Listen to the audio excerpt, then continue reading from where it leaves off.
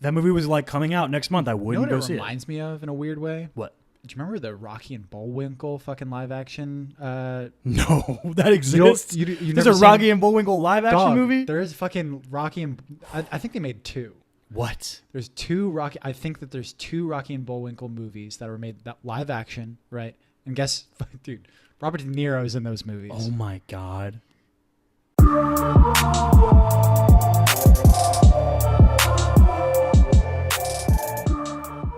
Win. What up? Yeah. Fingers. I don't know what that was. Yeah. That was me getting excited. What's going on? Are you excited? Did that work? Did that get you? What? Did the finger thing work? Oh, yeah. Are you now sure. excited? It activated your excitement? Yeah, I had to do jazz hands. Okay. Yeah, that makes sense. So it is Sunday, about 1 o'clock. There are currently basketball games being played. Yeah. We'll talk about some of round 2 so far probably at some point because it's been really dope. Do you want to talk about that thing we just watched? Or you want to talk about something different?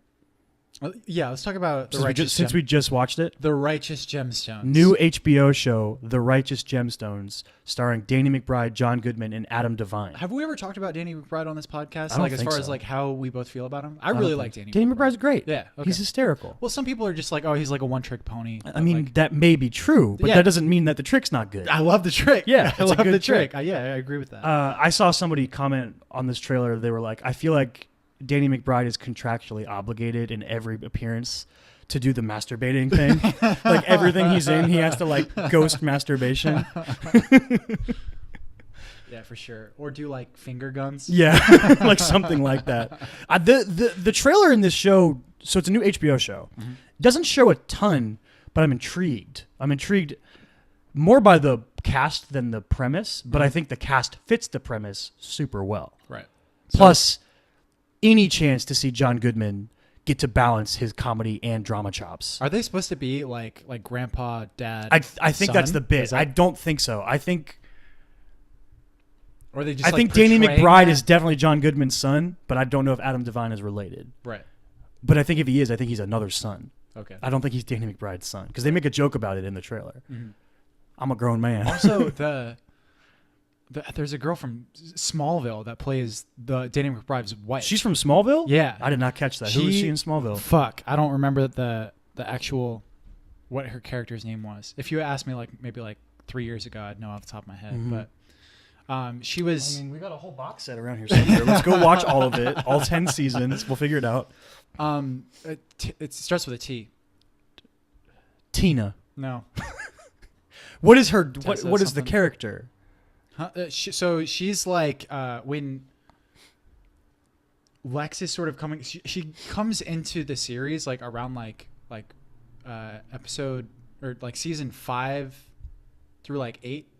It's a pretty big chunk. Tim. No, god damn it. This is not interesting. Okay. Anyway, she's in it. Yeah. Funny bit in the trailer too. Mm-hmm. Yeah. I feel like I should watch more HBO shows. How many have you seen? Not a lot. Obviously, Game of Thrones.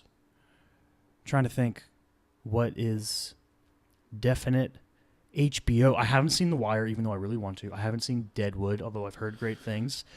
I've heard Barry is amazing. Bill Hader's show? Yeah. I've heard it's amazing, man. It's one of those things that's like Veep. You know, a lot of people. I've heard really Veep is great. Veep's won a bunch of Emmys and stuff. Really like Veep. The Newsroom's won a bunch of. I'm not super interested in the Newsroom, but that's Sorkin. I'm interested that's in the Sorkin, Newsroom. so I know you are. Yeah, I've seen clips from the Newsroom, and I'm sure it's like juicy and shit. Yeah, but I'd like. I'm not saying I wouldn't watch it, but I'd watch a lot of other shows before I would watch the Newsroom. Okay. What did I just say? Oh, Barry. Yeah. Do you know the premise of Barry? No. Okay. Barry is about Bill Hader playing a hitman who gets hired to kill an aspiring actor and shows up at their acting class and falls in love with acting and then no longer wants to be a hitman and wants to be an actor, but he's an awful actor. Okay. It's an amazing premise. It's so funny. That's pretty great. It's so funny. And Bill Hader is like the perfect person to do that. Yeah. So like it's in season 2 right now and I think it airs after Game of Thrones. And it's early enough that I feel like I could just dive into it and catch up really quickly and be super into it. So I'm thinking about starting Barry. because Bill Hader's great, and it sounds like a super funny idea. I'd probably, if I wanted to like take a deep dive into any HBO shows that I haven't yet, it would probably be The Wire. The Wire, for sure, would be the number one. then- The problem with doing it for The Wire is that there's so much of it. Right. It's like 8 seasons or something. There's just so much of it to watch. She played Tess Mercer, by the way. Do you remember Tess Mercer? Vaguely. Okay. Is she like a business person? Yeah, business person that kind of like works with Lex. Yeah, I think I remember her. And they kind of grow a romantic / business partnership. Yeah. I remember. That was her? Mm-hmm. Whooshed right over my head. Yeah. All right. I'm trying to think if... I had to have seen something else from HBO, right? Maybe not, though. My parents never had it growing up. I didn't get it until recently. Empire Falls. You ever seen Empire Falls? Nope. Never saw The Sopranos. That was interesting. It's got to be something. Maybe not. Entourage. Nope. Entourage. Entourage is such a weird, like, the reaction it elicits from people, right? How, like, you can tell when you meet someone if they're the type of person who would like Entourage or not. You know what I mean? Right. It's not necessarily a bad thing. Uh-huh. Great people can like Entourage, but you're a certain type of person. Right. You know what I mean? Entourage. That movie got made, right? They made a movie. Mm-hmm. They were like the first of Ronda Rousey. That's right. They were like the first of the sort of like long-running TV shows to make a movie to conclude their show thing that HBO did, I think. Now they're doing it with Deadwood. Mm-hmm. You ever seen Deadwood? No, I said that. Never seen Deadwood. Apparently they say fuck a lot, and that makes me want to watch True Detective. It. Duh. True Detective. I knew there was an obvious one. Again, didn't see it until a couple months ago. Mm-hmm. Yeah. I gotta go on an HBO deep dive. Okay, can we talk about the biggest news of the week, though? What's that? The Sonic trailer. Did we talk? So this all happened over the course of this past week. Yeah. God, it's been a long week. So a trailer dropped for Sonic the Hedgehog, and it is fucking awful. It looks terrible. That movie looks so bad. Mm-hmm. On top of that, the character design of Sonic is horrifying. He looks like a weird... The joke I've seen is that he looks like a person wearing a creature's skin, which is kind of funny. Mm-hmm. It just looks really bad. It doesn't look anything like Sonic. What were they doing? Now, because of backlash and outrage in the internet existing, I think Paramount is the company that's making it, have promised to fix it. They're like, we're going to fix Sonic. We're going to make him look better. But guess what? Not going to help this movie that much based on the trailer. Okay. So there's a lot of people online with a conspiracy. I was going to ask you about this. Do you think that they made the thing look awful to drum up interest in the movie? That would be fucking genius. It would be genius. It would be genius. It's also maniacal. Right. But it's genius. If that's real. I don't think it's real. That's such a wild idea. But it seems like even like just as wild that the fact that they're like, all right, well, now we have to completely redo all So this of is not, it's not unprecedented. I've seen in 2005 they did this with the King Kong movie. Yes. So it's not unprecedented to fix But have you seen bad the character design differences through animation. but have you seen the differences between King Kong the before old and King after? Kong and yeah, the it new looked King way Kong? better after. I agree that it looked way better after, but like I don't think that the changes will be as drastic. They're going to make Sonic's eyes bigger. Do you think that's the only thing? No, but it's the biggest thing that Are they they have gonna to add do. gloves? Why does Are he they gonna have change the awful shoes? Why does he have awful human eyes? I don't think they'll change shoes. Because He's wearing like Nikes or some shit. Yeah. No, they won't change that. But are they going to make him bigger? Are they going to so that it like fits the character a little bit more? Maybe. I don't know. Just go put a scene in the movie where he steals a pair of Shaq's shoes. That's funny. But so yeah, like the difference between the old King Kong and the new King Kong, like the before and after, I don't think they were as drastic. I don't think they were as big. I just saw the don't movie think- posters. Like it just before and looked after. like the old King Kong looked really dumb. dumb. He looked dumb. He looked like an idiot. Yeah. He looked like a slow monkey, but they made him into a hot monkey. Yeah. Yeah. It's ape to you, sir. Monkey. How dare you? Yeah, this movie looks awful, though. Like, it's not just the bad character design. Can you think of one line from that trailer that made you laugh? No. How can you have an entire movie's worth of Ben Schwartz in a VO booth fucking around and you can't put one funny line in the trailer. Ben Schwartz is hysterical. Yeah. Jim Carrey doesn't look funny. I don't like Ben Schwartz is hysterical, but like other than Parks and Rec, what have you seen Ben Schwartz in? DuckTales. Have you seen DuckTales? Yes. Really? Yes. Is it good? Yes. I watched DuckTales a lot as a kid, but I haven't The seen new that. DuckTales, Ben Schwartz good? is one of the 3 Is it like Doobie like, Brothers. Is it like did you say Doobie Brothers? Yeah. Doobie Brothers. Fucking yeah, but I haven't seen like there's been that and the bit that he does with Steve. yeah, with He's Steve's from Steve's Stranger son. Things. Yeah, in the timeline. He's Steve's son. Yeah, it's great. All that. I've that also bit's seen hilarious. so because Ben Schwartz is on DuckTales, DuckTales is directed by a cast member of Critical Role. And he does a bit every week, or not every week, but he always does a bit when he does their sponsorship before the show every week, Sam Riegel. And one of the bits he did, because he's doing a weird long-term bit where he's running for president of D&D Beyond, and he had celebrity endorsements, and one of them was Ben Schwartz, and he just kept saying like weird nonsense. He was like, "What's this guy's name? Sam Ruggle? Sam Ruggle?" And yeah, like Bobby Moynihan and like other famous people from there's basically a bunch of people from DuckTales. Yeah, I don't doubt that he's a funny person, but it's like I don't know. I just haven't seen it. If he you know, could be like, John Ralphio, he can be John funny as Ralphio, Sonic. well, like, John Ralphio is such a specific Yeah, thing. he's so weird.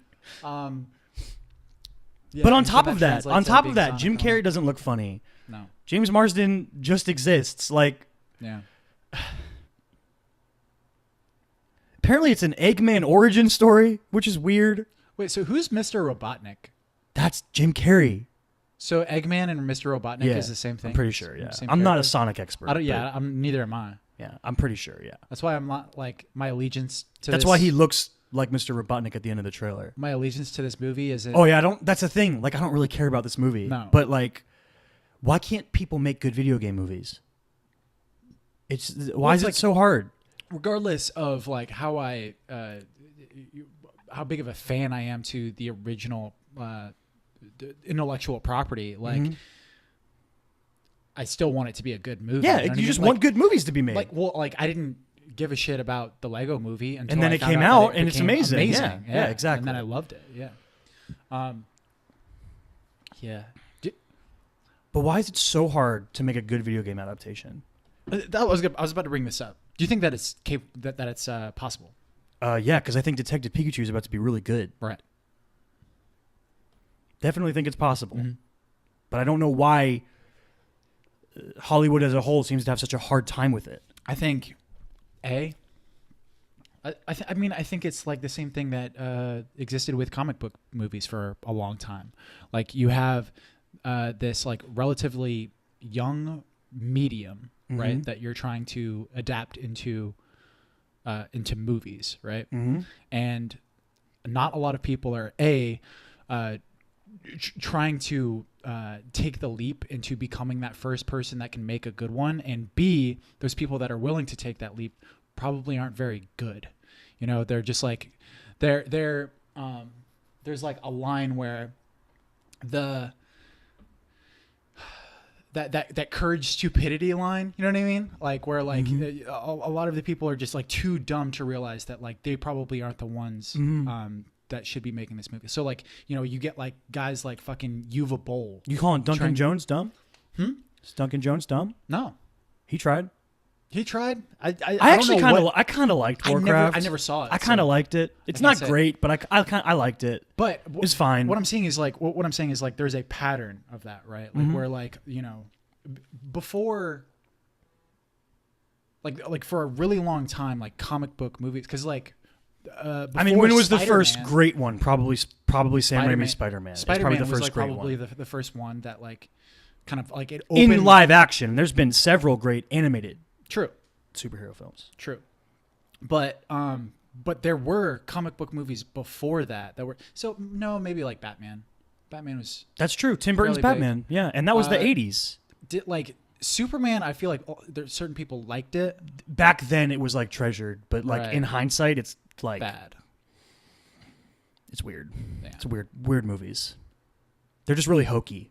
Yeah. But at the time, they were like It's super great. cheesy. Yeah.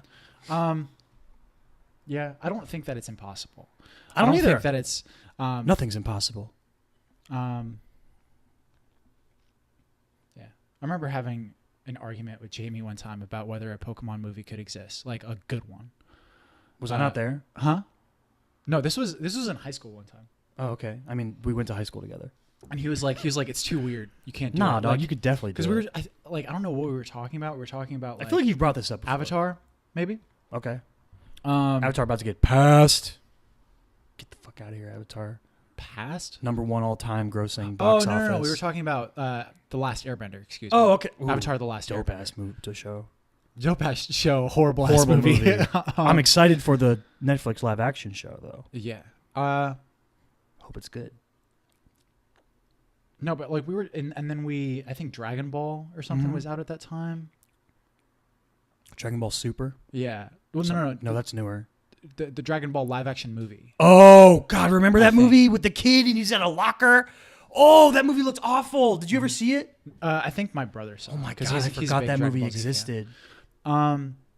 No, but like I'm not sure if the Dragon Ball live action movie existed at the time, but we were talking about like adapting from anime and like how like you shouldn't do it. Anime is a little different than video games True, because anime but like, I think can be even weirder. it's definitely anime- strange. Anime gets weird. It's definitely strange, but I think that there's obstacles for both, and I don't think that like either are incapable of being adapted into good movies. Mhm. I just think that you need to have the right people involved with Yeah, it. for sure. You know, like even like guys Well- like Duncan Jones. Well, I guys think like a big part of it is that I think a lot of times you see these movies get made and they don't have. It's like when bad superhero movies are made. It's similar. They don't have respect for the source material, so they just think like, "Oh, I'm gonna make this. I'm gonna do they're gonna do the classic. I'm gonna make this gritty and dark, Right. which is like, shut the fuck up." Or they do like this thing where they just clearly don't care about the thing they're making. What up, bro? I think there's some of that, but I also think that like especially with video game movies, adapting video games into movies, like one of the biggest hurdles that you have to get over is like how like what is the source material that you are choosing, right? Because Mhm. like there's so much that goes into specific video games that just can't be adapted into good movies. Like you can't. So like, Well, you can't spend time doing missions and shit for one. well, like that. What, So I'm thinking of like Tomb Raider, right? Because you saw the new Tomb Raider. I never saw it. Yeah. With Alicia Vikander. Those games are dope. The new Tomb Raider games are dope. Right. But you can't, when you're adapting a Tomb Raider game into a movie, you can't spend time just like running around the jungle hunting. Tomb you know Raider what I mean? is the exact movie that like that I think would be a good example of something that could be adapted well into a movie. Should be. So Apparently they're making the a sequel. The kind I think Warcraft, like World of Warcraft, is probably a really good example because you know you have this like MMORPG that where like a majority of the game is your choice. Exactly. Right.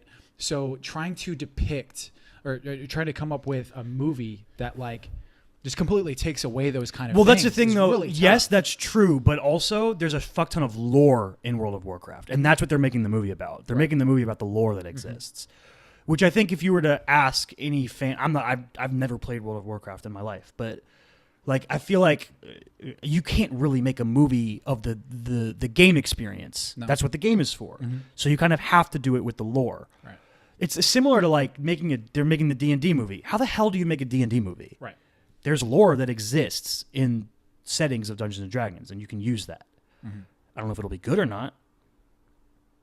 We'll see. Yeah. But like a Tomb Raider seems much more straightforward. Assassin's Creed was apparently not good with Michael Fassbender. Yeah. Like, why is it that these movies? Why doesn't a Halo movie really exist? Like we have Yeah. the live action show. What is that? What is it?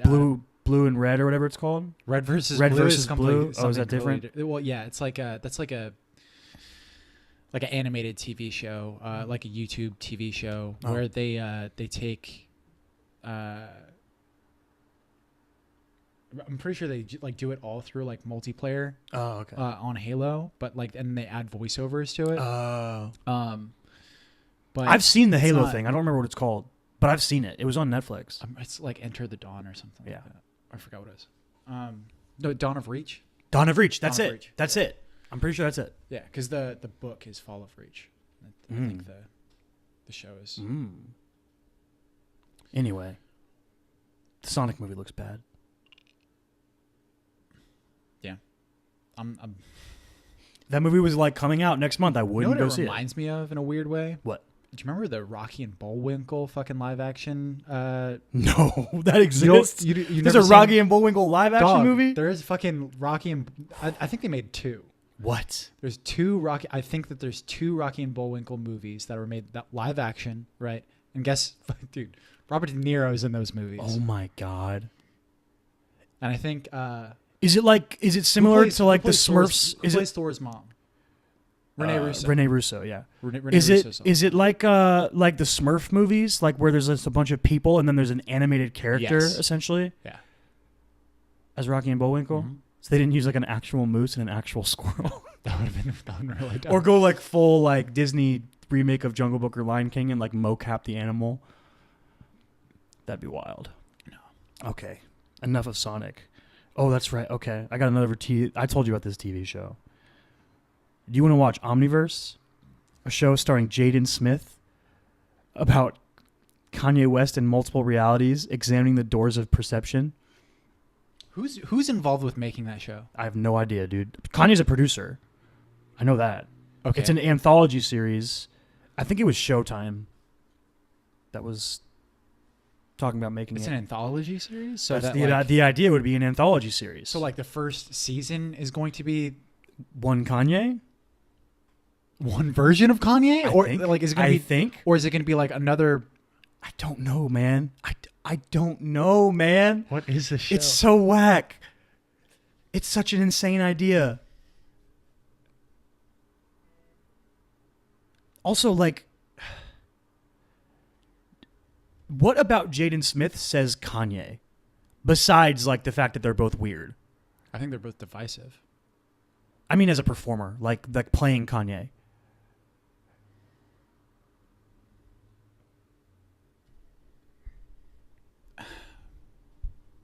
It almost seems like Kanye. He doesn't look like him. He doesn't act like him.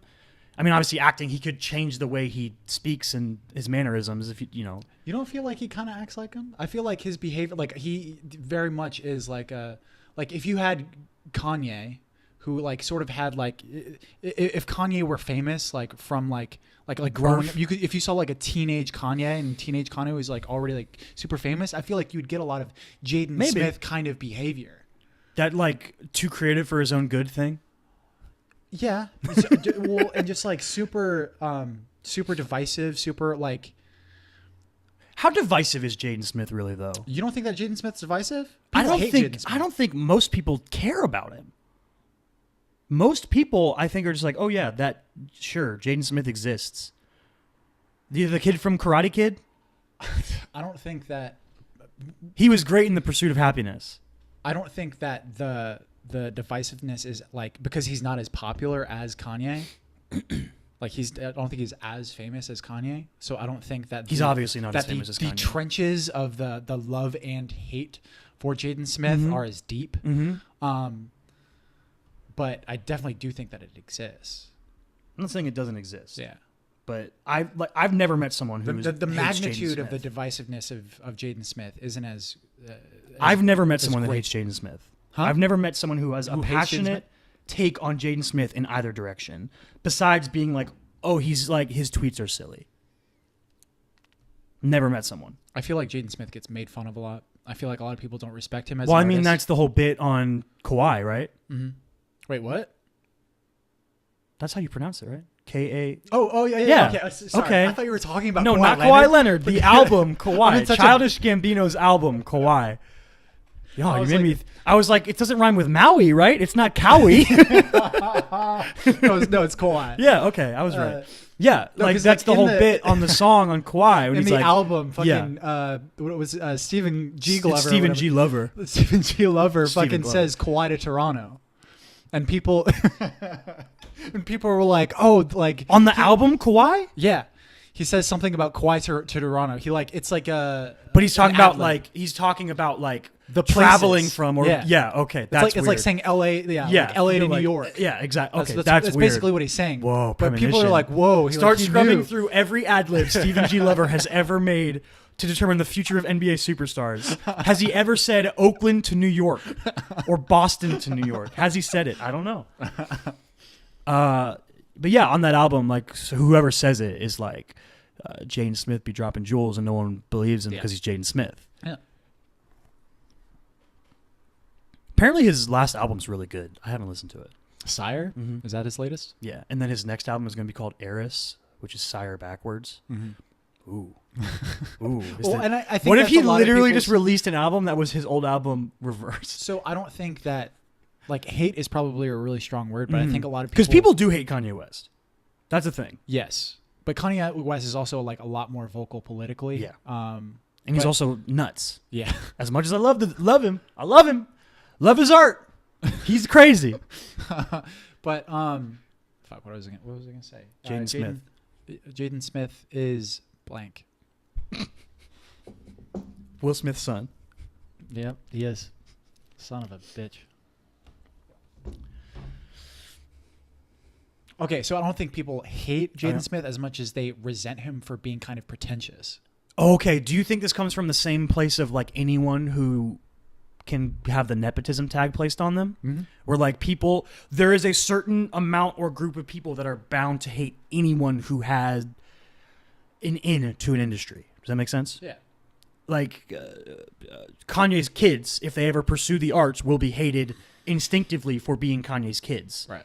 The same way that Jaden is hated for being Will Smith's son. Even though someone could love Will Smith and hate the idea of Jaden Smith because they're like, no, you had it easy.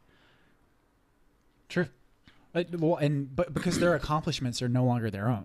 No, like That's whatever the argument. That's the people's idea. I don't think that's I true. agree with you. I agree with you. I think Jaden Smith is talented. Mm-hmm.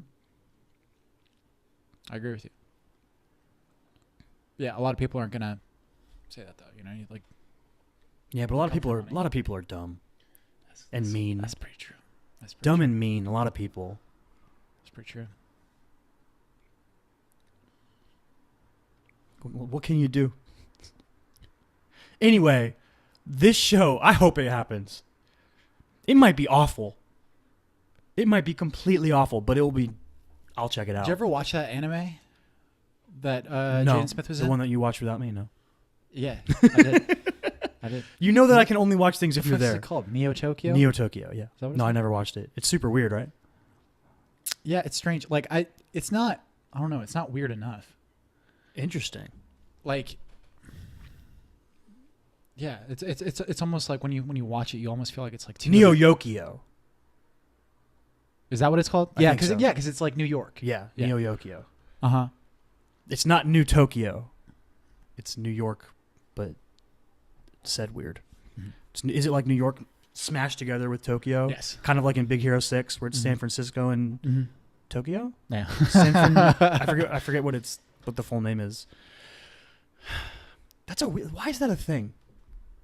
Combining American cities with. Well, just combining cities in like weird alternate future ideas. Well, because it's like they're so drastically different, like aesthetically and Uh-huh, everything, uh-huh. and the cultures are so different that it's like interesting to just kind of like combine them all together. Okay. Makes sense. Especially if you have like a super like those are like two tech powerhouse Mhm. cities, like so you just like combining them Yeah. both, like, and then you can Yeah. have like a really interesting setting for a super tech. Yeah, for Big Hero 6. Yeah. That makes sense. Why they do it for Neo Yokio? I don't even remember, dude. That's the thing. It's like it's super forgettable. You know, like I don't. That's I don't weird. The trailer remember made it a seem lot. wild. There's demon fighting and a weird competitive bachelor scene. It's almost like that. Like The they idea had- of that thing like freaks me. It's like such a weird idea, but I'm interested in it. yeah, and there's like The like competitive ranking of bachelors in the city is so weird. but there wasn't like like they didn't stick to that enough. You Oh, know what I mean? really? Like of like having that idea. Like it's just, I don't know. Too much demon fighting, not enough bacheloring. Not like there wasn't enough of either. You know what I mean? It was just like it wasn't very focused. Okay. You know, like when I pitch you the idea for Death Note, like a kid finds a notebook with where like when he writes someone's name down, that person dies. You know, like that interesting little idea that I give you, right? Like it's executed really well in Death Note, in the anime, because the movie's not good. The movie sucks dick. But it's executed really well in the anime. Whereas like Neo Yokio, like you might be really enticed by that. It's a weird premise, yeah. But yeah, interesting. I wonder if I don't remember any. I don't even know if there's a second season being made or not, because it's a Netflix original, right? I think it's already been made, right? Oh, really? The second season of I don't know. Neo Yokio? I have no idea. I'm not positive. Anyway, is there any other movie stuff? I feel like the entire like world, in terms of like movies and TV, has just been like all about Avengers and Game of Thrones for the past couple weeks. We can't talk about Either. Can we address the Game of Thrones complaints without spoiling Game of Thrones? We probably can. Oh yeah, a lot of people said that this episode was too dark. Yeah. This latest episode was too dark. So like we're releasing this episode after season 8, episode 3. Yeah. Right? Yep. Which was the Battle of Winterfell. It was dark, but I don't think that it was dark enough to where we missed anything. I don't know, like, we don't have a super fancy TV or anything, but we had all the lights off. It was nighttime. Seemed fine. Yeah. Yeah, we can't really talk about Game of Thrones. No, Nope. I want to talk about Game of Thrones, but we can't. Nope. I want to really bad because it's so good. We're going to be doing a Game of Thrones episode this month, though. Yeah, it's gonna be tough. Yeah, we'll figure it out. It's not gonna be like a lot of the spoiler episodes that we do. No. It's probably just going to be more talking about the series as a whole. Yeah, and how it's influenced everything. Yeah. Yeah, exactly. And that'll be in 3 weeks or two or 3 weeks after the last episode airs. We'll do that. All right, let's talk about deportes, sports for all y'all non-French I speakers. want to talk about a really weird one. This is like an idea. This isn't like Is it really water polo? This is a real like very like current, not a really weird sport, but a really weird existence that I think exists. The thing that happens in sports, especially the NBA, because of the relevance of European players. But I feel like there's like a weird xenophobic strain of people with that exist within certain fan bases. Okay. I'm seeing it a lot with guys like Evan Fournier and Vucevic. I'm guessing you're referring to people's perception of them in the Orlando Magic subreddit. Yes. There's a tiny subsect, but like it exists in Instagram. It exists like all across where, and this isn't just like, oh, because you think that we should trade Vucci and Fournier, it means that you're xenophobic. Yeah. It's not what I'm saying. There's a lot of people who just consistently try to prove that European players are soft. That's been around forever. Yeah. That's been around forever. Like that was the thing about Dirk before Dirk became Dirk. Yeah. And the sort of the modern idea looking back at it is that Dirk changed that. Right. Because before Dirk, that's the way things were. A lot of times European players couldn't hang in the league for whatever reason. And because of Dirk and his success and his play style changing the game, sort of we've moved past that as a whole. But I'm sure there's still people that are dicks. Because like I said before, people are stupid and people are mean. Well, yeah, definitely. People are stupid and people are mean. Yeah. And I just think I think it goes to a lot of like the complete bipolarization of like ideas. The fact that like, okay, Europeans are known to be like more skilled. Right? Like, therefore, you know, like what are they lacking in? Well, obviously because they're more skilled, they're going to be lacking in toughness and brawn, athleticism. Right? You know, like these like kind of American ideals. You know, because we're all fucking, I don't know, machoed out. Yeah, stupid strongmen, right? Yeah. Like, but it's like, it doesn't make any sense. Like, it doesn't make any sense because like you have guys like Rudy Gobert who are like not intensely skilled, but he is tough as a motherfucker. Yeah. And he's French. Yeah, and guess what? There's probably a bunch of American players that aren't tough too. Yeah. Like it's stupid. It's just a stupid. Almost every time that you try to make an assumption of a whole, right, of a whole group of people, Generalization. it's almost always dumb. Yeah. Like you just said about Americans, you jerk, calling us I can do it 'cause I stupid am strong one. men. I can do it because I am one. I'm a stupid strong America. It just Yeah, sucks. it's not as prevalent now as it used to be. I don't think that specific thought, but it's still around. I'm Yeah. sure. I still see it a lot, and it sucks. I'm sure. Like last year, when people thought Luka might be the #1 pick, there was people that were like, "Bruh, he's European. He's a bitch. He's a bitch, man. You can't draft him. He's from Europe." It's stupid. Dallas is like, give me all of these. Yeah, Dallas is like, give me every European. Give me all these They're bitches. like, Goran Dragic, please decline that player option and come play here. Do you see that a lot with Goran? No, I never see it. Goran's tough as shit. Yeah. Goran is super tough. Goran's he's gotten beat up and kept Right. playing and fights through injuries, and he's got the iron shoulder.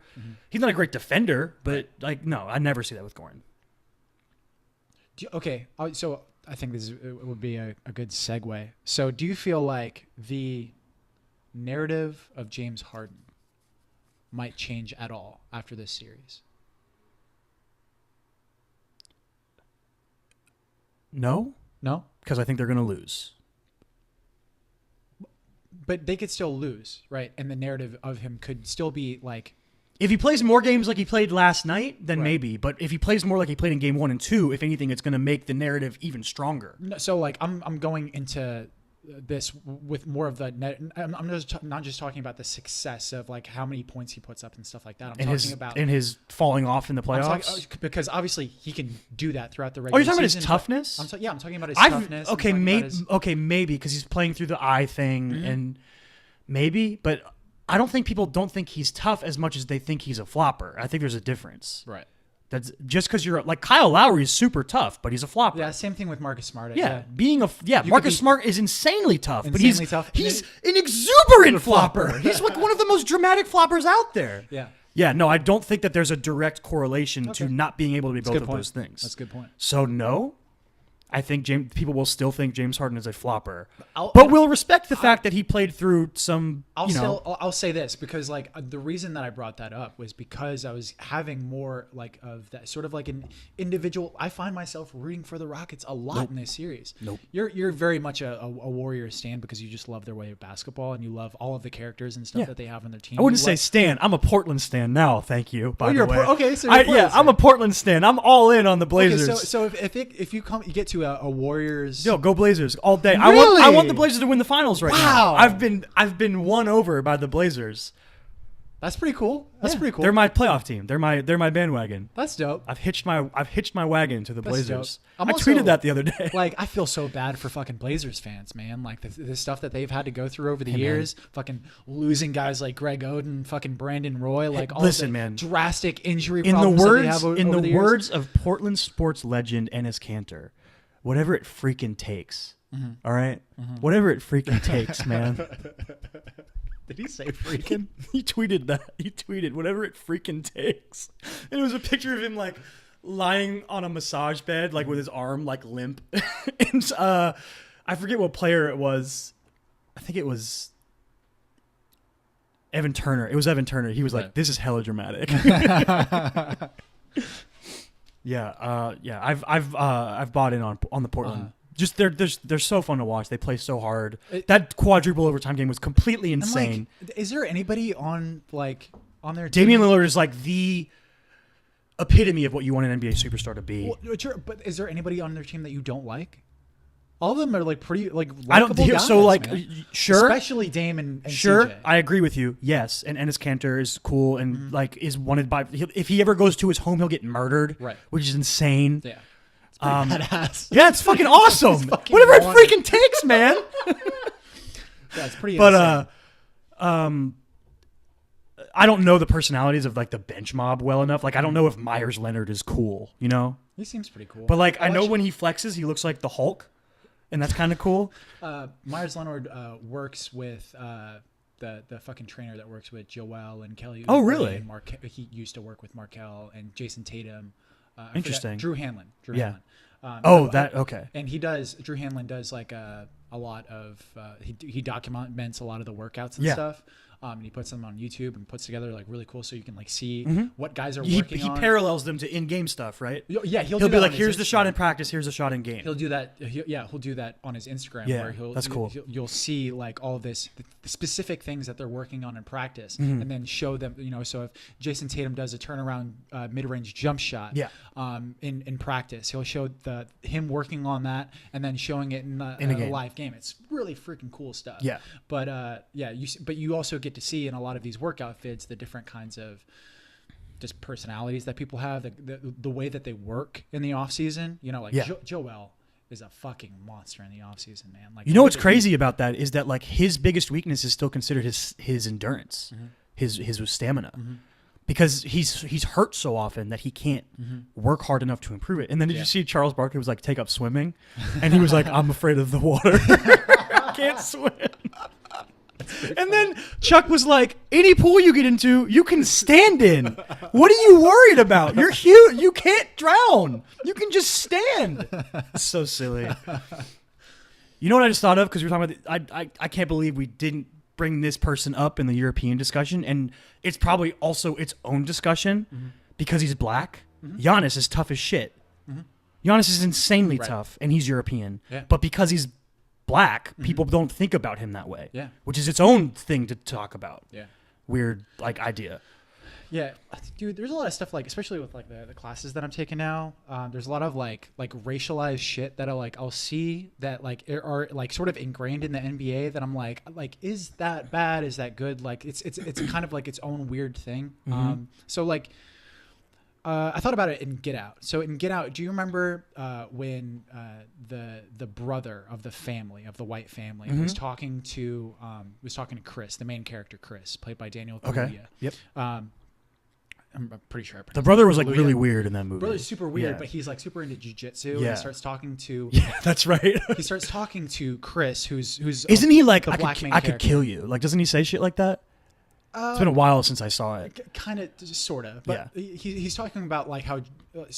Chris took judo a while ago, and the brother character is talking about how great jiu-jitsu is because you have to think 5 steps ahead, which ends up foreshadowing something later on in the movie.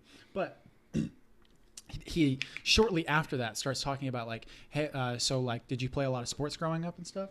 And Chris is like, oh, not really. Like, I did judo or whatever.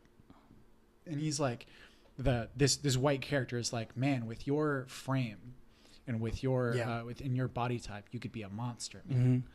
And like, it's just like this really like weird racialization of like the black male body, right? Which is like. And then I started thinking about like how that like translates like into, and obviously it's a very different thing, because this is a very stereotypical, I mean, like even an antagonistic white character in a social thriller movie, right? Yeah. But when you hear like guys like John Hammond and Jeff Weltman, who are the front office of Orlando Magic, and they start talking about the body type they want, the body types of players, like, and the sort of like, and it just like sort of draws parallels. The prototypes that they look for. But it's sort of like the NBA draft, like kind of draws parallels in my mind of like slavery and like the evaluation of slaves like was such a big thing. Like, you don't want anybody that's sick, you want them to be strong. Like there's certain aspects like that scene in Django Unchained. With the Wendigo fighting. Wendigo? What's the Wendigo. word? Wendigo. Whatever. You know what I mean. Winnebago fighting. Watch that. Winnebago fighting. Yeah. I mean, it's obviously not the same thing. Like, I don't think that it's something that's... I don't know. I'm not black, so I can't say whether it's bad or it's good or whatever, like how they should be treating it. But because it's like so ingrained into the sport itself, like being able to judge the measurables of these players. Yeah, because it's important. And length is important. It's going to happen whether a player is black or white or not. Yeah, but it's something that's weird for sure. Interesting. What were you we were talking about Harden. Okay, so I was talking about like how We went on a weird my tangent. own individual thoughts on Harden have changed over the course of this series. Like I wouldn't say completely. I wouldn't say that like, but like I know that there is a modicum of respect that has grown for Harden throughout his sort of struggle through this series. I've always, I don't know, like I feel like I didn't think he wasn't tough. I Or, don't like, and before when I said that like I'm rooting for the Rockets in this series, like I'm not saying that I want them to win the entire series, but like I definitely want them to bring it to 7 games. Dude, I want it to be competitive. there was a throughout the point series. in the game last night where it seemed like the Warriors were going to win. And I was like, cuz remember during game 2, I said to you, I was like, dude, part of me like kind of thought this was going to be a sweep. Mm-hmm. And I was like, maybe I should have made a public declaration of it, Right. but I didn't. I like forgot to. Yeah. And there's a point in game 3 where I was like, if the Warriors close this out, it's going to be a sweep. Mm-hmm. Like, I still think it could be a gentleman's sweep. I think that I know that mathematically the Rockets play what is supposedly the most efficient way of playing, but I just don't think it works in the playoffs. No. And I think they're their own example of it not working in the playoffs. That's the weird. Because of what happened last year? What happens to them every year? Right. Yeah.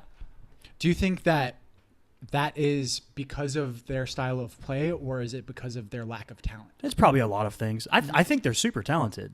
I think they're super talented, but I just think that the Warriors are more talented. Obviously, they're the Warriors. Yeah. But also, weirdly, if you think about it, really, the Warriors are way more top-heavy than the Rockets are. The Warriors' bench is not very good. Mm-hmm. And when they sub out their starters, they become very squeezed in their lineups. They don't have a lot of shooting outside of Klay, Steph, and Kevin Durant. Yeah. Those are basically their only dudes who are consistently good three-point shooters. Mm-hmm. But they just happen to be consistently all-time great three-point shooters.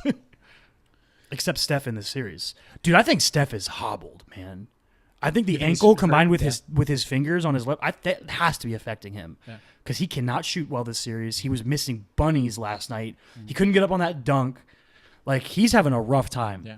I think he missed 2 layups. Mm-hmm. Like two open layups and a dunk. Yeah. Yeah. And he shot horrible from 3. Yeah, he's definitely, I think, a bit more affected. This is something that I was looking at today, at this morning, because like I was looking at Markelle Fultz's stats. Of course. And, obviously. As you are wont to do. Yeah. Now, like, you know what's kind of crazy? You know how many 3-point shots that Markelle has taken in the NBA? I have no idea. Okay, so he's only played 33 games. Okay. Right, which is very tiny for a 2-year span, right? Over those 33 games, he's shot 15 3-pointers. Yeah, he's afraid he won't shoot them. Well, the thing is, I don't think that it's that he's that afraid. I don't think that obviously he doesn't have the kind of like confidence that he did in Washington, but it's like he's much more willing to take open 3-pointers than Ben Simmons, who literally won't. It's won't not ever hard take to be 3-pointers. more willing to take an open True. 3 than Ben Simmons. But I do think that is like, I think it's more cause for pause with Ben Simmons than it is for Markelle. You said he's only taken 33 or made 33? He's only played 33 games. He's only taken 15 threes. That's wild. He's made 4. Oosh. So that's like he's like 28% for his career for 3-point. But the variance there wouldn't be hard to fix if he hit like 4 more. Exactly. He'd have a really great shooting percentage. Well, that's the thing. It's like so. That I mean, I also know that like the amount of 3-pointers is taken isn't the complete thing. It's also the eye test when you like his free throw shooting as well, which he also wasn't a good free throw shooter like throughout his entire career playing basketball. He wasn't a good free throw shooter in college either. He was shooting like in the 60s. Well, I think that was a question going into the draft with him because the free throw shooting is supposed to be a correlation to your potential as a shooter. Right. So people wondered if he could shoot from 3 as well in the pros as he did in college because of his free throw shooting. And like I feel that's such a weird double standard that a lot of people like to play. So like a lot of people are I spent a lot of time looking at guys coming up in this draft, and there's two guys that I really like for the Magic to draft are KZ Okpala and Nasir Little, who are on the opposite sides of that sort of same coin, I guess you could say. So like if you're making the argument that you shouldn't be looking at 3-point percentage as much as you should be looking at your free throw percentage, then KZ Okpala is like the bad example of that, because he went from 22% last year in his freshman year from three to 37% from three this year from three. But in both years, he shot about 67% from the line. That's where it becomes a question, is like, how sustainable is the 3-point shooting? Right. Also, it's going to be farther back in the pros. If you look at someone like Nasir Little, who shot 28% from three or 26% from three in his only college year, he shot 77% from the line. Solid. Right? Which is really good. Which means you could project that he will improve the 3-point shot. Yeah. Based on that. And his also, if you're looking at the eye test as well, his shooting mechanics just look a lot better than KZ Okpala's. KZ Okpala's has this kind of slingshot sort of thing with both his free throw as well as his 3-point shot. But it's weird how people were like, oh well, Nasir can't shoot, that's why he's not going to go in the first round of this year's draft. That'd be crazy if he fell out of the first. That'd be nuts. I'd be super surprised. I think he might go top 10. You really like him though. I really not only do I really like him, you like him more than general I think scouts. I think that people. A lot of people will like him. I'm not the Kevin O'Connor. I mean, he was KOC projected to be top 10 before the season. On Kevin O'Connor's big board, he has him at 11. That's not top 10. It's not top 10, but I think that he will go top 10. Is what I'm saying. He might. Who knows? Yeah. Who knows? I hope he doesn't. Because I hope that the Magic. What if you get lucky and that 2% chance you have of getting the number 1 pick happens? Then what? We don't have a chance at it because we're you made the playoffs. That's not right. the lottery this year. I forgot that the Magic made the playoffs already. Yeah. I already forgot that. You guys actually. Yeah. No, we literally have a 4% chance of getting a top 4 pick. Yeah. That'd be crazy if it happened. Has it ever? I'm sure it's happened at some point, right? Like a team from the middle got lucky with a ping pong ball. Yeah. It had to have happened. I'm not sure before. if it's happened with the number 1 pick, but. I'm cool with top 4. That's fine. Yeah, top 4 would be dope. That's dope. That's fine. You guys could get Cam Reddish or something. That would be pretty good for you guys. Maybe. I don't know. I don't know enough about Suku Demboya. That would be pretty fun. Sure, I believe you. I think you would like him. I believe you. So I would say he's a little bit. Is that the dude from France? Yeah, he's French. Viva la Suku Demboya. But Suku Demboya is 6'9", 6'11" wingspan, hyper athletic, and he has a really good jump shot mechanics. I don't think that people are rating his shot well enough. It's because he's European and he's soft. Mm-hmm. Yeah, exactly. He's a bitch. But a lot of people are comparing him to Pascal Siakam. He has a very similar. Dude, he's doubt. I'm assuming he's not playing. Right. The game is on right now as we're talking, but he was doubtful today. Mm-hmm. Apparently, he got hurt when he tripped Joel. That's what people are saying. Yeah, because he has a calf contusion. Yeah, which is that's the most karmic thing I can imagine. Getting hurt when you trip someone. I'm kind of glad that there's no bad blood there. They're clearly buddies. Yeah. Well, they're clearly buddies. But he is playing. He's at 20 minutes right now. He's 0 for 8, but he's playing. Maybe he shouldn't be. Okay, I want to get this on record. I want to get this on wax, even though it's not completely related. Okay, so I'm going to talk about Vucci. I'm going to go on a spiel here for a second. Okay. So there's rating magic time. Okay, magic time. So a lot of people are talking about us not re-signing Vucci this year. I think so. I think that we should re-sign him, especially if it's on a team-friendly deal. I think that people are overjudging the amount of free agents that we'll be able to bring into our team. I don't think that we'll be able to bring in someone better than Vooch. I think that we also should keep him around just as Mo Bamba develops. I think that Mo Bamba will develop, and I think that there will come a time when Mo Bamba will kind of take the reins. It takes 4 to 5 years, man. And we should probably, when that time comes, I'm okay with, trading away Vooch if that time comes. I also think that, if we don't resign... So you're saying you want to Harry Potter him. You're Dumbledore, and he's Harry Potter, and you're raising him like a pig for slaughter. Quote Severus Snape. Sure. I didn't understand any of that. You animal. I also think Do I need to explain that, it to you? that All right, never mind. like that there's a reigning idea amongst like the Orlando Magic subreddit that there is that bringing back Vooch somehow stunts our it's growth. stupid. It's stupid, right? Sorry, I'm really far away from that's dumb. It's dumb, right? I disagree with that notion. A lot of people are like, oh, well, like he's an all-star, but he's not a perennial all-star, like shit like that. Like he's not cool. So, like, what I will say, I do think that there is an argument for if Vooch leaves, that it could somehow be a blessing in disguise. That the switching of our style, our ability to play more up tempo, our defense might step up a little bit more, especially if Bamba develops stronger. Stays healthy and he's stronger and everything like that.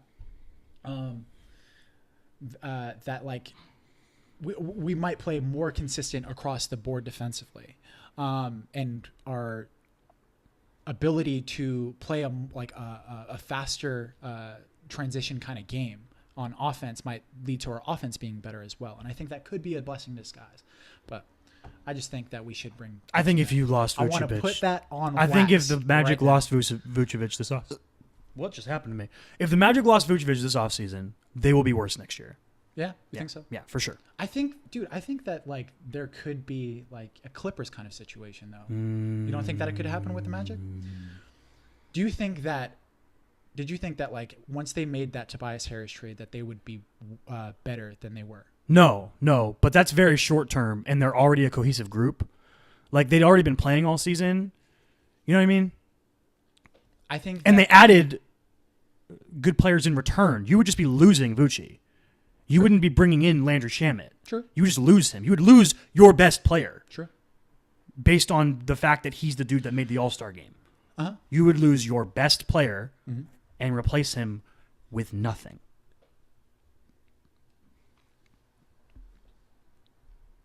I think that'd be worse. Depending on obviously if you signed a free agent or something. Yeah. But like, I don't know your cap space situation, and I don't know, who's going to Orlando as a destination. Sure. I think that we could get like a Dwayne Dedmon type. I think that's absolutely possible. Yeah, you're still worse with Dwayne Dedmon than Vucci.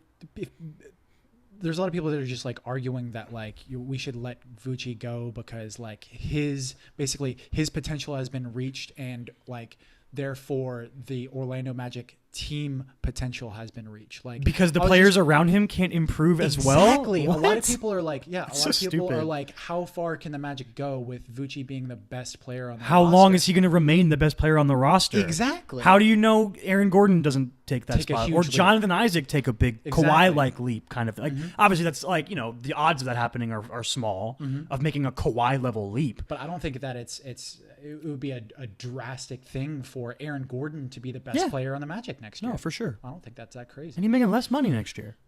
Or even if like both Aaron Gordon and Jonathan Isaac made that leap. So like Vucci is like technically our third best player.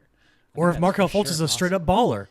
If like Jonathan Isaac, Markelle Fultz is a straight up baller. If he's healthy and feels good. If J.I. takes like a Pascal Siakam-esque leap, that would be fucking dope. Could happen. To think that everyone around him can't improve is silly. It's so silly. In any sport, with any person. Like, that's so dumb. Ay. What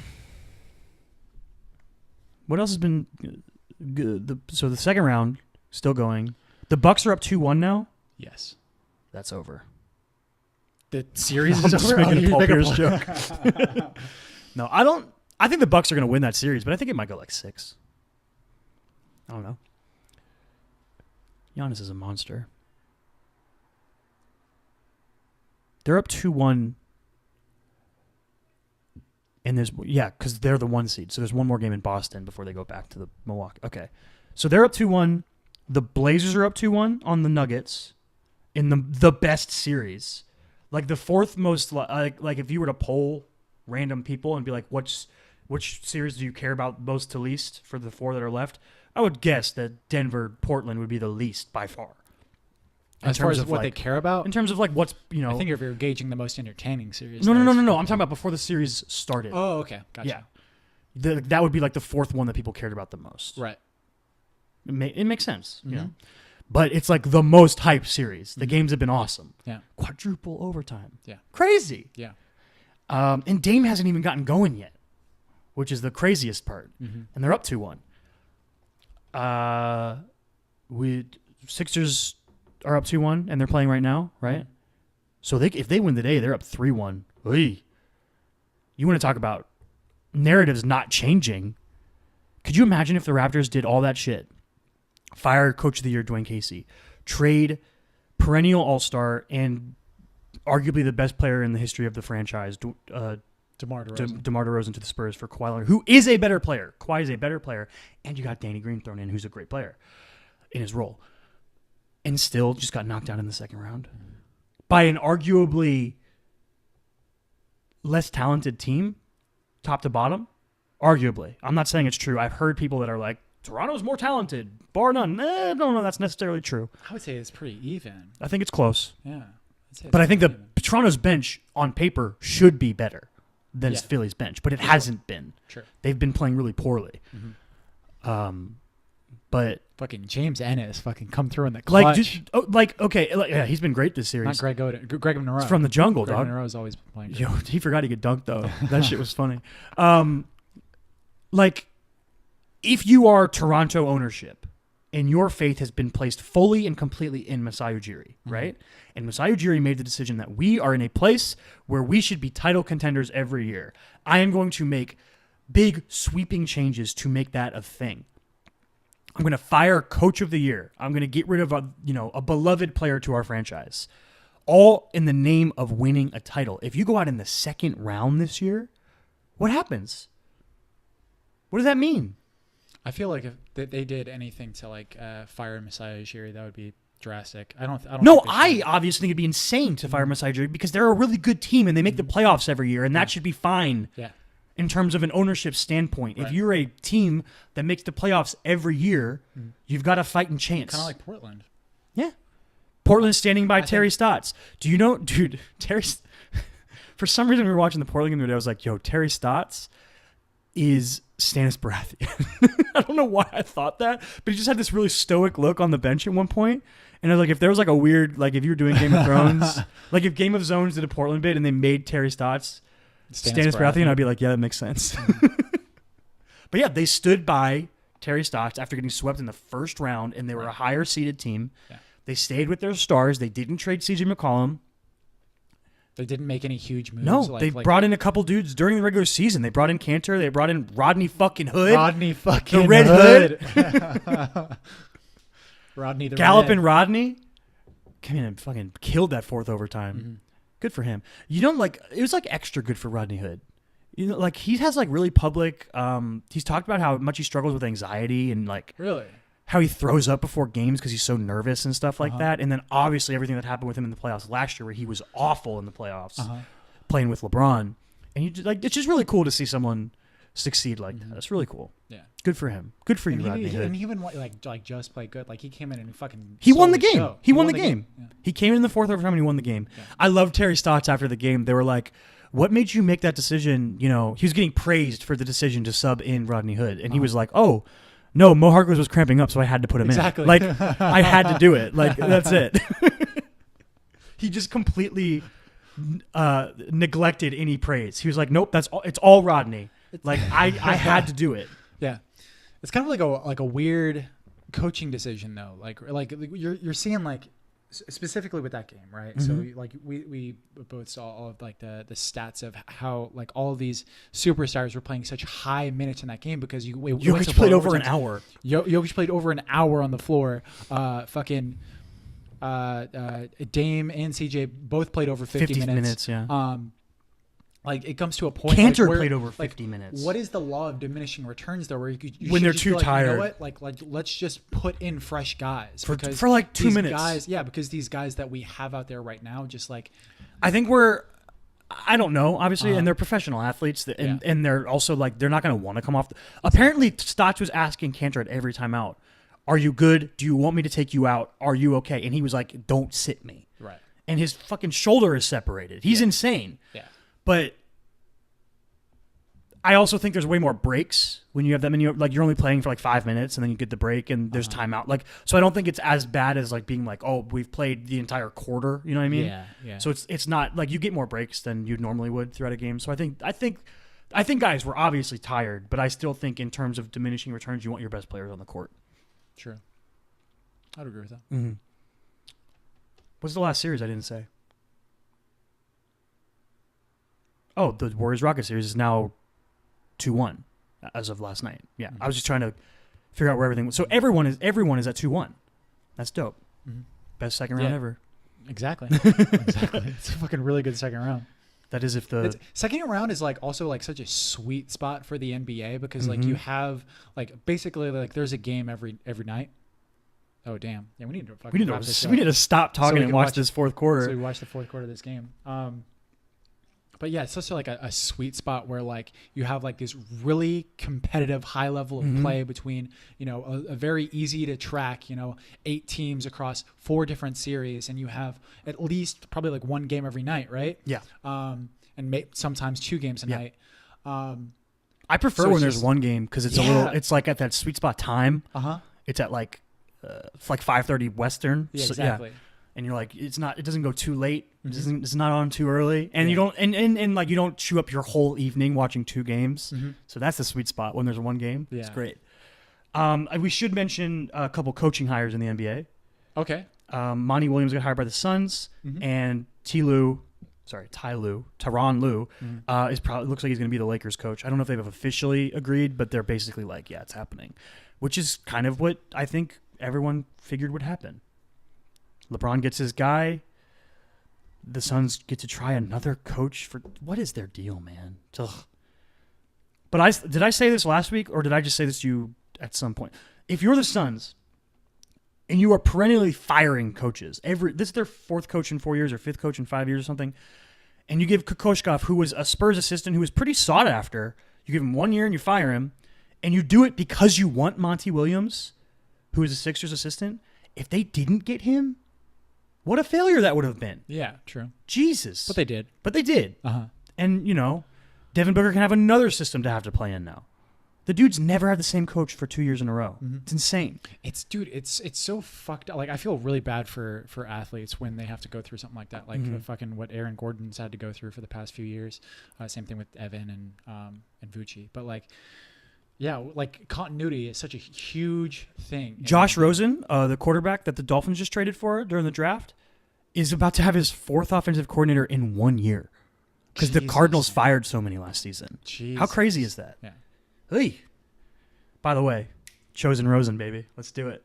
The Hebrew Hammer. Chosen Rosen? Is that? Apparently that's been his nickname since like high school. Huh. Yeah. The Chosen. Cool. It's Cali kid. I don't know. I'm into it. I'm hype. I mean, pump the brakes. I have faith in Josh. I think Josh Rosen's going to be good. Right. I liked him a lot last year when he was drafted. He was actually my favorite quarterback in that draft class. More because like I like him as a person, like more than being able to like break down his film and like talk. Like I just think like he's a really forward-thinking, outspoken, really smart guy, and NFL teams are afraid of that because he's not a cookie cutter sort of I'm just going to shut up and do my job kind of person.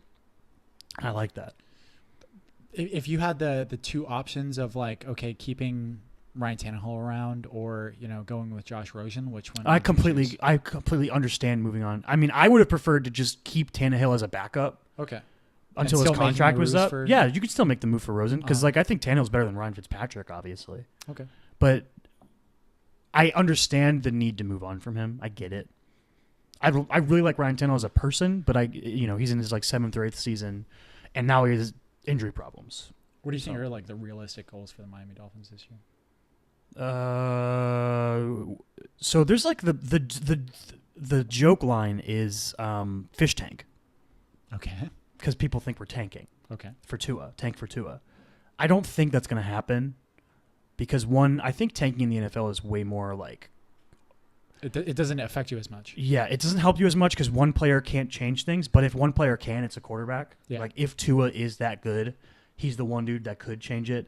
But also, I think there's a difference in tanking in a sport like basketball or baseball, where it's also really rampant, versus a sport where people are literally risking their lives. So I don't think we'll do that.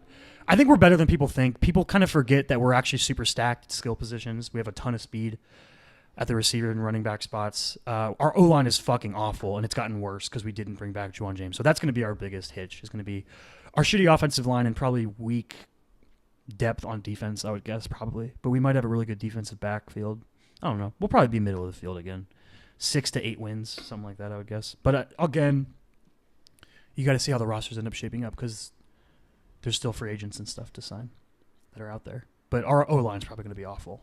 Unless, like, some of our rookies hit, maybe. I don't know. Like, if like, a random 5th rounder or undrafted free agent ends up being a good player, like, that sometimes that happens. But otherwise, we're probably going to have a shitty O-line again, as the Dolphins have had for my entire life. Dude, I watched an interview with Steve Clifford this morning, and he actually referenced your boy Pat Riley.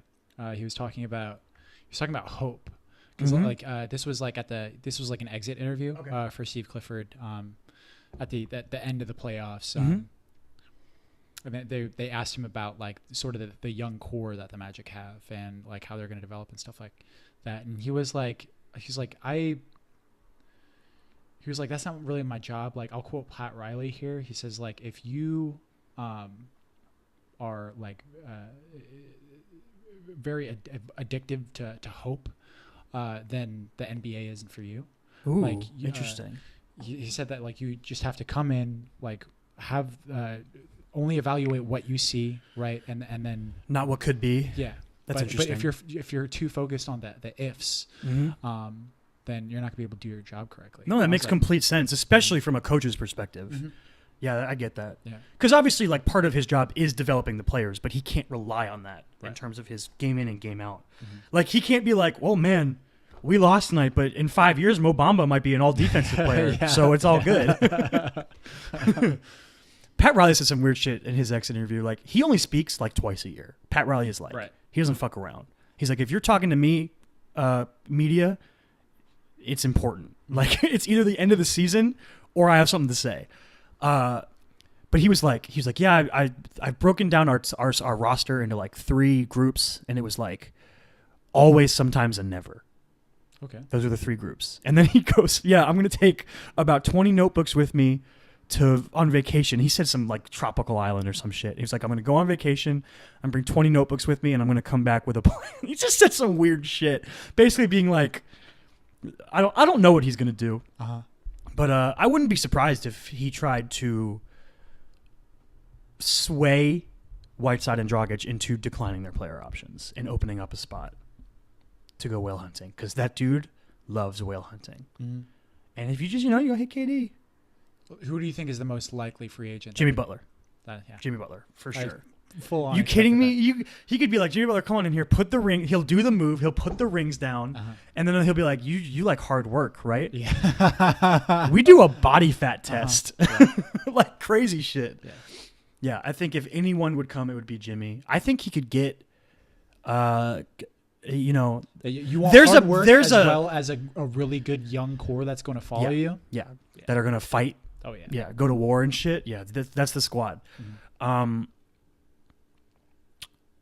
But like, is there a potential that he could be like, KD? Do you want it to be your team, but like not be on the Knicks? He's like, listen, I worked for the Knicks for a long time. You don't want to work in the same building. It's cold. It's cold up there. You don't want to work in the same building as the owner. Like, you don't want to work for that guy. Come on down here, man. South Beach. We fight. We play hard every night. We need you, man. He's like the perfect person, right? But like, for anyone could say that, because he's arguably the best player on the planet. But in terms of roster construction, slide KD in at the 4. Oh my God. Bam at the 5. Play like a little. Do you feel like Jimmy? You could also do like a Jimmy would play at the 3, because if Jimmy came, I think the starting line would be Justice. If Goran left, actually, I think if Goran stays, he still comes off the bench.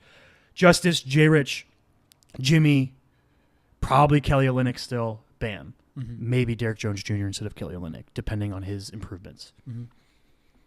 And I think if KD came, I think they would start Derek Jones Jr. Switch. We never switch anything. But I feel like if they had that roster, they'd switch a lot. Right. They could if they wanted to. Yeah, it's the same thing with the Magic. Like we never switch on pick and rolls. We play a lot of drop pick and roll coverage, but a lot of that is because of Vucci. But like, or at least that's how I rationalize it. Like that's how I speculate. Like I'm guessing that like you don't want Vucci getting switched on the guards. It makes complete sense. Exactly. Yeah. Like or someone big getting on DJ. Yeah.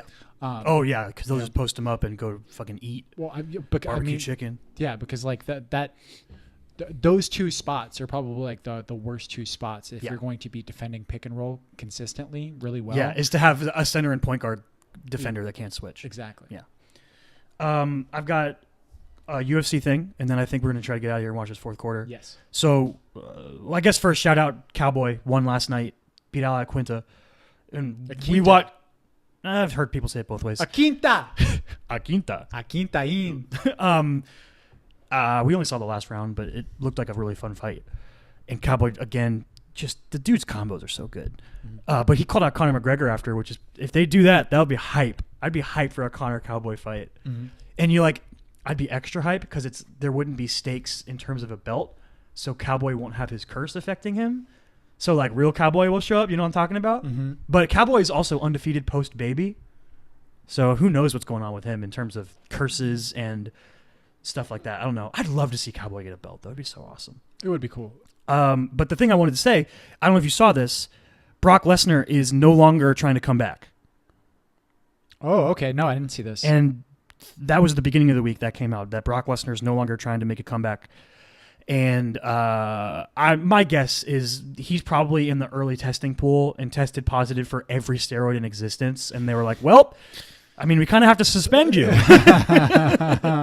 That's just speculation. But they then later in the week have committed to and announced Daniel Cormier versus Stipe Miocic at UFC 241 for the heavyweight title, which is dope, as it should have been from the beginning. Erase my little note. There we go.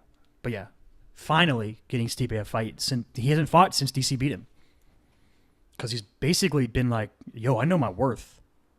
You know, like, why would I fight some scrub? I've defended the heavyweight belt more than anyone ever. So I'm hype. Watch that fight again. It's a good fight the first time. DC caught him, that nasty hook. But we all know Stipe, man. He can finish anybody. Plus, how is he going to respond? Yeah. How's he going to respond? And in like the future, DC versus John Jones. I mean, Stipe versus John Jones. Heavyweight belt. That's fucking lit. That's some crazy shit. All right, let's do shout outs. Let's do it. You want to go first? Sure, I'll go first.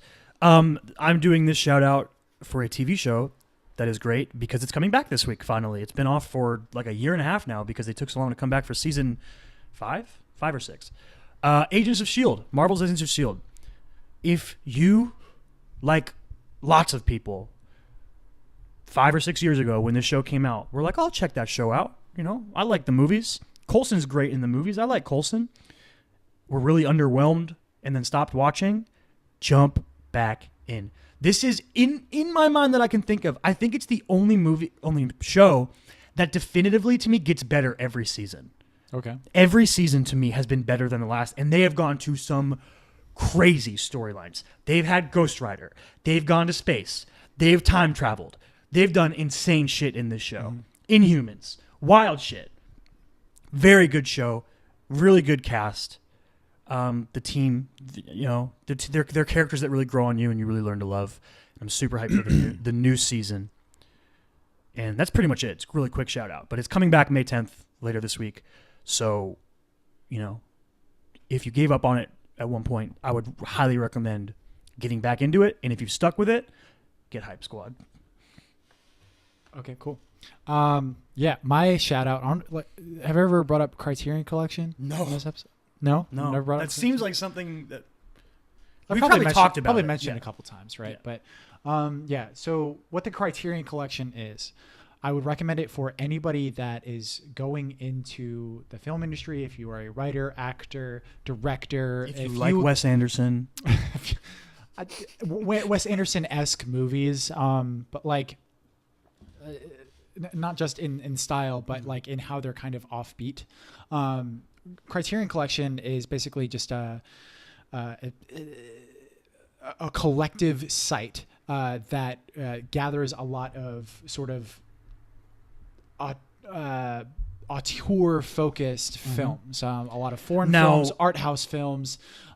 These used to all be available on like Hulu or something, right? But now they have their own streaming platform? So it's gone through a couple different things as far as like what they're... So where you can find them. Where you can find the Criterion Collection. Obviously, you can just Google Criterion Collection and it'll take you to their site, and you can order order DVDs and stuff like that. Don't they have like special covers and stuff? It's kind of special, cool. Special covers, booklets that come with the DVDs and stuff. Cool collector's item kind of things. Also, like the actual content. There's a lot more content that comes with the movie itself as well, right? So you'll get a lot of really exclusive commentaries, behind the scenes work, a lot of really interesting stuff. Now, as far as outside of the physical stuff that you can order through their site, they have gone through a couple different streaming services. The first one was Hulu. That was originally why I started getting into Hulu, is because they had the Criterion Collection available. They went from Hulu, then they went to Filmstruck. Filmstruck collapsed. So now they're doing their own streaming service, and I'm pretty sure that's available now. There are some hitches as far as like how good the streaming. I haven't used it yet. You've just seen stuff? Yeah, I've seen a lot of people are like, yeah, the interface isn't that great yet, but they're going through a lot of growing pains as far as starting up their basically like their own streaming service. But yeah, Criterion Collection. Agents of S.H.I.E.L.D. Shout out. Let's got to do this stuff. Later this week, I almost just like walked over to the TV to turn this game on. There's like 8 minutes and it's tied. Later this week, spoilers for mid-90s. Get hyped for that. There is a poll for you to vote on for our last spoiler episode of the month between John Wick 3 Parabellum and Booksmart. And find us on social media. That's basically it. ChrisMichaelStott.com. Check out his scripts. Chris Michael Stott on Instagram. Find me, Davenwell25. Twitter and Instagram. Find the show, The Chris and Kyle Show. YouTube. All podcasting platforms. Facebook, Instagram, tcaks pod on Twitter. You can find the polls in those places, Facebook and Twitter.